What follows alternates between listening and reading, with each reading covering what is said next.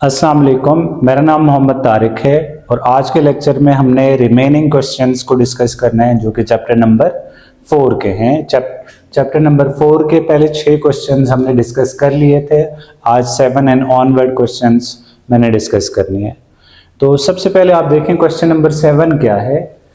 इसमें कह रहा है कि if the diameter of earth become half and no change in its mass, what effect will be there on rotational speed of earth around its own axis। कि जमीन का जो डायमीटर है उसको आप हाफ कर लें तो और उसका मास को आप सेम एज इट इज रख लें, तो अब इसकी जो रोटेशनल स्पीड है उस पर क्या फर्क पड़ेगा। तो सबसे पहले हमें ये पता है कि जो ज़मीन है उसका जो टाइम पीरियड होता है वो 24 आवर्स है। क्यों? ज़मीन 24 घंटे में अपने एक चक्कर कंप्लीट करती है।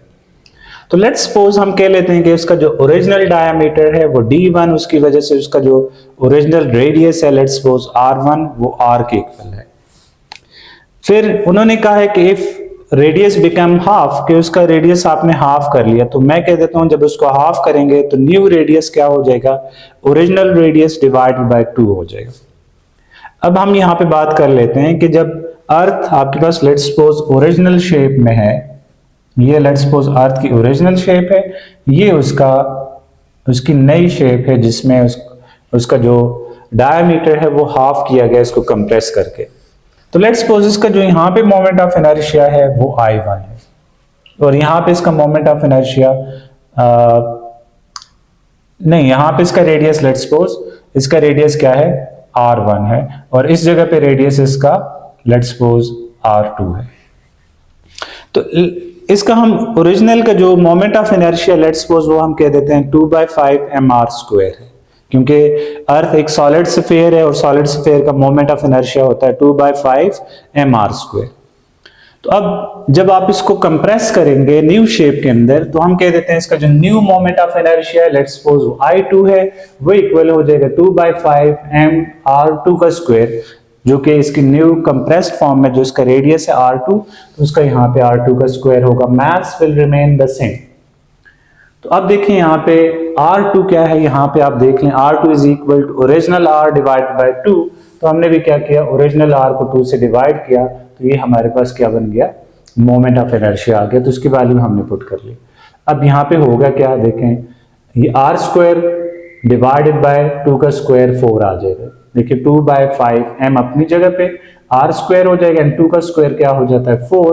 तो जो इसका न्यू मोमेंट ऑफ इनर्शिया होगा वो क्या होगा, देखें अगर आप इस पूरी टर्म को ध्यान से देखें, क्या ये original moment of inertia I1 है या नहीं। तो इसकी जगह मैंने लिखा है जी ये original moment of inertia I1 है और डिवाइडेड बाय 4 अपनी जगह पे एज इट इज रह जाएगा। तो ये इसका new moment of inertia. New moment of inertia कितना हुआ, original moment of inertia divided by 4 हो जाएगा। अब हम बात कर लेते हैं कि let's suppose the original velocity या एंगुलर वेलोसिटी इसकी क्या है, ω1 है और इसको मैंने ओमेगा कह दिया और कह रहे कि न्यू एंगुलर वेलोसिटी ω2 क्या होगी वो हमें यहाँ पे बतानी है। By law of conservation of angular momentum. Law of conservation of angular momentum क्या है कि मोमेंटम जो इनिशियल होगा, एंगुलर मोमेंटम जो इनिशियल होगा वही फाइनल एंगुलर मोमेंटम होगा। In the absence of external torque जो इनिशियल एंगुलर मोमेंटम होगा वही फाइनल आपके पास एंगुलर मोमेंटम होगा। अब आपको पता है कि जो एंगुलर मोमेंटम होता है वो product of moment of inertia and angular velocity होता है। तो मैंने इसकी जगह I1 ω1 लिखा और L2 की जगह I2 ω2 लिख लिया। अब जरा देखें हमारे पास I1 ω1 I2 ω2 की वैल्यूज हैं, तो हम ये वैल्यूज यहाँ पे सब्स्टिट्यूट कर लेते हैं। I1 को हमने, I1 आपके पास क्या है 2/5 mr² है और लेट्स सपोज हम इसको कह देते हैं कि ये आपके पास I1 है, तो I1 को हम एज इट इज I1 ही रखते हैं। एंड ω1 को हमने क्या नाम दिया है, ω1 को हमने ओमेगा नाम दे दिया है। ओके, ओमेगा I2 की जगह हम क्या पुट करेंगे, I2 को अगर यहाँ पे देखें I2 is equal to I1/4 होता है, तो उसकी जगह आपने I1/4 पुट किया एंड ω2 अपनी जगह पे एज इट इज यहाँ पे आ गए। तो अब यहाँ से आप क्लियरली देख पा रहे हैं 4 यहाँ पे डिवाइड हो रहा है, इधर आके मल्टीप्लाई हो जाएगा। अगर आप I1 को I1 के साथ कैंसल आउट कर लें तो यहाँ पे 4 डिवाइड हो रहा है, इधर आके ओमेगा के साथ मल्टीप्लाई हो जाएगा, तो ओमेगा 2 आपके पास इक्वल होगा 4 टाइम ओमेगा, तो ओमेगा 2 इक्वल हो गया क्या 4 टाइम ओमेगा के। तो यहां से आप क्या कंक्लूजन ले सकते हैं, so angular velocity will be 4 time of its original angular velocity if the diameter of earth become half and the mass remain the same. जब आपके पास मास को सेम रखेंगे और उसके डायमीटर को हाफ करेंगे तो उसका जो न्यू एंगुलर वेलोसिटी होगी वो क्या होगी 4 time it's original angular velocity. कि जब देखें इसका रेडियस बड़ा था तो इसकी angular velocity let's suppose omega है, अब इसके रेडियस को हाफ किया तो इसकी एंगुलर वेलोसिटी ओमेगा 2 क्या होगी 4 टाइम ओमेगा होगी। अगर इसकी ओमेगा है तो इसकी क्या हो जाएगी 4 टाइम ओमेगा। लेट्स सपोज इसकी एंगुलर वेलोसिटी 2 रेडियन पर सेकंड है, जो कि इतनी नहीं होती लेकिन हम सपोज कर लेते हैं, तो इसकी कितनी हो जाएगी 4 मल्टीप्लाई बाय 2, तो इसकी कितनी हो जाएगी 8 रेडियन हो जाएगी। ये सपोज्ड वैल्यूज हैं, इसको आपने कोट नहीं करना एग्जाम्स के अंदर। अब इसके बाद हम बात कर लेते हैं क्वेश्चन नंबर 8 की। क्वेश्चन नंबर 8 अगेन एक बड़ा आसान सा क्वेश्चन है। इसमें कह रहा है why in circular motion tangential acceleration can change the magnitude of velocity but not its direction. के जो टेंजेंशियल एक्सेलरेशन होता है वो आपके पास मैग्नीट्यूड ऑफ वेलोसिटी को तो चेंज कर सकता है लेकिन उसकी डायरेक्शन को चेंज नहीं कर सकता। तो इसके लिए मैं आपको थोड़ा सा मैं आपको इसका बैकग्राउंड या इसकी थोड़ी सी रिवीजन बता दूं कि लेट्स सपोज आपके पास कोई भी बॉडी एक्सिस सर्कुलर मोशन कर रही है, तो इमेजिन ये पार्टिकल इस पॉइंट पे मौजूद है और जैसे ही आप इस पार्टिकल पे फोर्स लगाते हैं तो इसकी इस डायरेक्शन में एक टेंजेंशियल वेलोसिटी होती है, इसको आप vt कहते हैं, और इसी डायरेक्शन में इस वेलोसिटी की मैग्नीट्यूड के चेंज होने की वजह से एक एक्सेलरेशन प्रोड्यूस होता है, उसको आप at कहते हैं या टेंजेंशियल एक्सेलरेशन कहते हैं। अगर आप वेलोसिटी की डायरेक्शन वेलोसिटी की मैग्नीट्यूड को बढ़ाते हैं तो at की डायरेक्शन इधर रहेगी, अगर आप वेलोसिटी की मैग्नीट्यूड को कम कर रहे हैं तो at की डायरेक्शन वेलोसिटी की डायरेक्शन के अपोजिट होगी। तो यहाँ पे देख सकते हैं जो टेंजेंशियल एक्सेलरेशन है वो क्या कर सकता है, इस मैग्नीट्यूड ऑफ वेलोसिटी को कम या ज्यादा कर सकता है, चेंज कर सकता है, इसकी डायरेक्शन को चेंज नहीं कर सकता, क्योंकि सर्कुलर मोशन में पार्टिकल ने इसी पाथ को फॉलो करना होता है जिसकी वजह से इसकी डायरेक्शन तो इस टेंजेंशियल एक्सेलरेशन की वजह से एटलीस्ट चेंज नहीं होगी, बल्कि एक और एक्सेलरेशन की वजह से चेंज होती है जिसको आप सेंट्रीपिटल एक्सेलरेशन कहते हैं, जिसकी direction towards centre of circle होती है। तो याद रखिएगा टेंजेंशियल एक्सेलरेशन क्या कर सकता है, मैग्नीट्यूड ऑफ दिस वेलोसिटी को चेंज कर सकता है। Let's suppose initially velocity 20 metre per second है, तो ये टेंजेंशियल एक्सेलरेशन इसको ज्यादा कर सकता है या कम कर सकता है, 20 से 25 कर सकता है, 20 से 15 कर सकता है, इसको चेंज कर सकता है लेकिन इसकी डायरेक्शन को चेंज नहीं कर पाएगा। डायरेक्शन को कौन चेंज कर रहा होता है, यहाँ पे जो centripetal acceleration and centripetal force होती है वो असल में इसकी डायरेक्शन को चेंज कर रही होती है, जिसकी वजह से ये बॉडी सर्कुलर पाथ पे मूव कर रही होती है। तो आंसर को देखिए यहाँ पे, इसमें मैंने लिखा है tangential acceleration in circular motion changes the speed of object. Speed of object का मतलब मैग्नीट्यूड ऑफ वेलोसिटी को चेंज कर रहा होता है, but it does not change the direction of velocity. तो ये डायरेक्शन ऑफ वेलोसिटी को चेंज नहीं कर रहा होता, क्यों, because the direction is determined by circular path. उसकी जो डायरेक्शन होती है वो प्री डिटरमाइंड होती है कि वो हमेशा उसी सर्कुलर पाथ पे मूव करेगा, विच अनचेंज्ड बाय टेंजेंशियल एक्सेलरेशन, जो कि टेंजेंशियल एक्सेलरेशन की वजह से अनचेंज्ड या चेंज नहीं होता।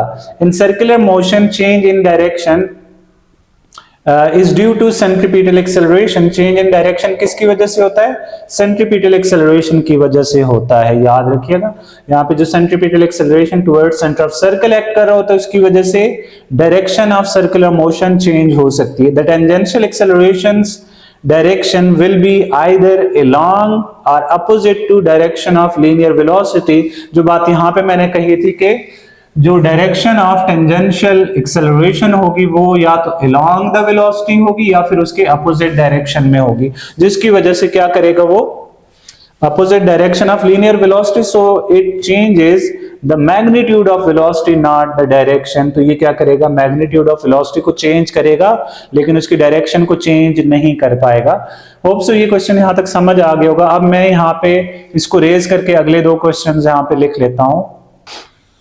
नेक्स्ट क्वेश्चन में कह रहा है why does usually the value of artificial gravity is smaller than 9.8 metre per second square. Artificial gravity की value 9.8 metre per second square से हमेशा कम क्यों होती है?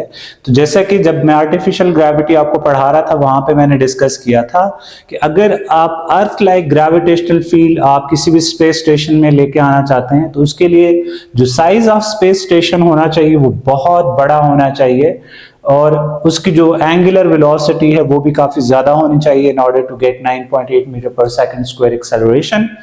तो यहाँ पे यही सवाल पूछा गया कि हम जो प्रैक्टिकल जो स्पेस स्टेशन है जहां पे आप ग्रेविटी लेके आना चाहते हैं आर्टिफिशियली वो हमेशा 9.8 मीटर पर सेकंड से कम क्यों आप लेके आ सकते हैं या उससे कम क्यों रखते हैं? जैसे एक न्यूमेरिकल में भी इसकी value 5 metre per second square given थी, ऐसा क्यों होता है?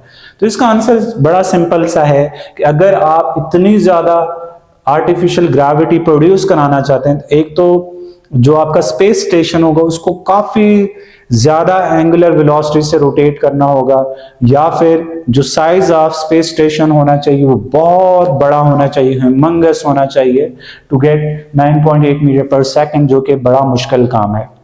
लेकिन ग्रेविटी की वैल्यू इससे कम भी हो तो वहां पे एस्ट्रोनॉट्स अपनी एक्टिविटीज को परफॉर्म कर भी सकते हैं। तो यहाँ पे इसका आंसर मैंने कुछ यहाँ पे इस तरह से लिखा, the value of artificial gravity is smaller than 9.8 meter per second because creating higher value of artificial gravity require faster rotation rate, कि वहां पे जो rotation rate होना चाहिए वो क्या होना चाहिए? फास्टर होना चाहिए। और लार्जर स्ट्रक्चर, कि वहां पे जो स्ट्रक्चर है उसको बहुत बड़ा होना चाहिए, विच बोथ टेक्निकली चैलेंजिंग, बड़ा स्ट्रक्चर बनाना भी स्पेस स्टेशन के लिए मुश्किल होता है और उसको फास्ट रोटेट करना भी मुश्किल होता है, एंड कैन कॉज डिस्कम्फर्ट। अगर आप देखें कोई भी स्पेस स्टेशन अपने एक्सिस पे बहुत तेजी से घूमेगा तो वहां पे डिस्कम्फर्ट का फैक्टर बहुत ज्यादा होगा, वो डिजीनेस फील करेंगे और एडवर्स हेल्थ इफेक्ट होंगे उन एस्ट्रोनॉट्स पे।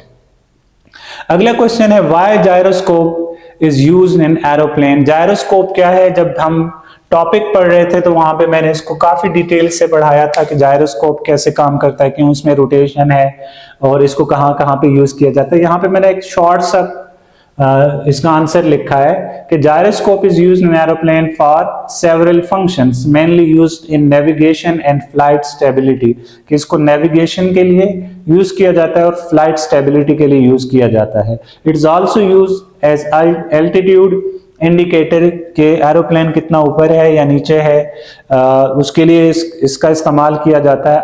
ऑटो पायलट के अंदर इसका इस्तेमाल होता है जायरोस्कोप का, and advance internal navigational system और भी बहुत से जो नेविगेशनल सिस्टम होते हैं एरोप्लेन के उसके अंदर भी इसका इस्तेमाल होता है। और it is also help maintain control and navigate effectively. ये यूज किया जाता है ताकि आप उस पे जो आपका कंट्रोल है उसको मेंटेन रख सकें एरोप्लेन पे और आप नेविगेट कर सकें ग्राउंड के जो लोगों के साथ आपका कम्युनिकेशन होना है उनके साथ आप इफेक्टिवली कम्युनिकेट या नेविगेट कर सकें। लास्ट क्वेश्चन है, इसमें कह रहे हैं कि how rotation of fly wheel help to even out power delivery from engine, के फ्लाई व्हील का क्यों इस्तेमाल किया जाता है इंजन से जो पावर डिलीवरी का इवनली डिस्ट्रीब्यूशन के लिए। देखिए फ्लाई व्हील क्या होता है? फ्लाई व्हील एक हैवी ऑब्जेक्ट, एक व्हील होता है जो कि एनर्जी को स्टोर कर सकता है। जैसे कि आप किसी भी फ्लाई व्हील को घुमा के छोड़ें वो काफी ज्यादा टाइम तक रोटेट करेगा due to its larger moment of inertia. उसके लार्जर मोमेंट ऑफ इनर्शिया की वजह से उसका जो एंगुलर मोमेंटम की वैल्यू ज्यादा होगी तो वो ज्यादा टाइम के लिए रोटेट करेगा। तो अब इसी फ्लाई व्हील का इस्तेमाल किया जाता है इंजन के साथ, इसको माउंट किया जाता है। लेट्स सपोज ये कोई भी एक इंजन है, जो मैंने यहाँ पे बड़ा सिंपलेस्ट सा इंजन बनाया है कि लेट्स सपोज ये इंजन की शाफ्ट है, ये उसके सिलेंडर हैं और ये उसके पिस्टन ऊपर नीचे ऐसे मूव कर रहे होंगे। तो इनमें कुछ पावर स्ट्रोक होंगे और कुछ नॉन पावर स्ट्रोक होंगे। ये 2 स्ट्रोक या 4 स्ट्रोक इंजन है, उसके साथ यहाँ पे एक साइड पे हमने फ्लाई व्हील माउंट किया हुआ है। लेट्स सपोज हम एक ही इंजन को कंसिडर, एक ही इसके पिस्टन को कंसिडर करते हैं कि यहाँ पे जैसे ही कंबशन होता है तो इसको एक पावर मिलता है। तो ये फ्लाई व्हील सॉरी, ये जो आपके पास शाफ्ट है इस पे ऐसे एक फोर्स लगेगी जिसकी वजह से शाफ्ट घूमेगी और इस शाफ्ट से आके एनर्जी बाकी जो उसके मैकेनिकल पार्ट्स हैं उसको ट्रांसफर हो रही होगी। लेकिन आपको पता है कि जो पावर स्ट्रोक है उसके अंदर बहुत ज्यादा एनर्जी जनरेट होती है। अब सारी एनर्जी उसको एक ही वक्त पे रिक्वायर्ड नहीं होती आगे जो इसके कंपोनेंट्स हैं वहां तक पहुंचाने के लिए। तो जितनी एनर्जी आगे रिक्वायर्ड होती है उसके मैकेनिकल पार्ट्स को मूव कराने के लिए वो तो वहां पे डिलीवर हो जाती है, लेकिन बाकी जो एनर्जी होती है वो ये फ्लाई व्हील अपने अंदर स्टोर कर लेता है और ये फ्लाई व्हील उस एनर्जी को स्टोर कर लेता है। और इसके स्टोरेज की वजह से जो नॉन स्ट्रोक इसका जो स्ट्रोक होगा, नॉन पावर स्ट्रोक होगा, वहां पे ये कम जो एनर्जी है या पावर है वो जनरेट कर रहा होता है। तो फ्लाई व्हील अपनी कुछ एनर्जी इस शाफ्ट को दे देगी ताकि वो आगे उसके जो मैकेनिकल पार्ट्स हैं उसको एनर्जी ट्रांसफर कर सकें और इस तरह से जो पावर है वो इवनली डिस्ट्रीब्यूट होगी। तो हम इसको सिंपली ऐसे कह सकते हैं कि जो पावर स्ट्रोक होगा उसमें जो फ्लाई व्हील है वो पावर को अपने अंदर स्टोर करेगा या एनर्जी को अपने अंदर स्टोर करेगा, और नॉन पावर स्ट्रोक के अंदर वो जो स्टोर्ड एनर्जी है उसका कुछ हिस्सा या टोटली उस एनर्जी को आगे उसके मैकेनिकल पार्ट्स के लिए डिलीवर कर लेगा। तो यहाँ पे मैंने इंजन लिखा है, सॉरी इसका आंसर लिखा है, during the engines power stroke when engine generate more power than what it needed then fly wheel absorbs, और वो क्या करता है, फ्लाई व्हील उस एनर्जी को एब्जॉर्ब कर लेता है एंड स्टोर कर लेते हैं, store energy by increasing rotational speed. अपनी रोटेशनल स्पीड को इंक्रीज करके वो क्या करता है, उस एनर्जी को स्टोर कर लेता है। During non power stroke, non power stroke के अंदर क्या होता है, the fly wheel releases the energy to maintaining the rotation. वो क्या कर लेते हैं, अपनी जो उसने एनर्जी स्टोर की हुई होगी उसको क्या करेगा, रिलीज करेगा, दस